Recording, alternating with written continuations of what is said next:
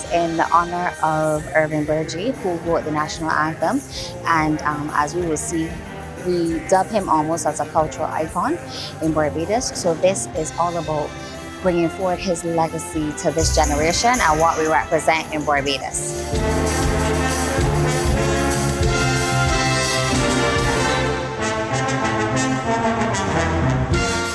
So you may be familiar with Harry Belafonte, and 34 of Harry Belafonte's biggest hits were written by Irving Berger.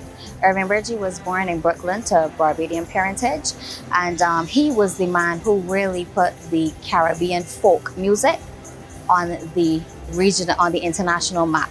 He was the first black man to sell 1 million records for his first LP, and he was a black millionaire. So he was that person that was really pivotal to inspiring what we would call as modern day calypso. He is that man who did that. So before you had TikTok, he's the man who was making waves back then when we had LPs in the 1950s and 60s. So behind all the greats of Harry Belafonte and some other inspiring people like Sparrow, the Mighty Gabby, all of these would have been influenced by Irving Berger.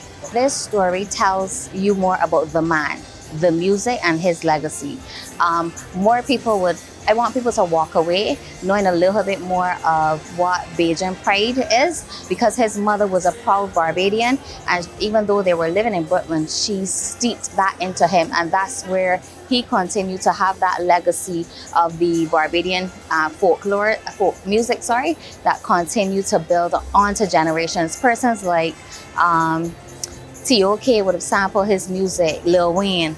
So in terms of referencing it now, these things are still being sampled, and when they sample, they don't necessarily know. So I want persons to walk away knowing that you can have a very small story. You don't know how far it's going to go, but our reach is going to be global as we celebrate Caribbean roots, global excellence.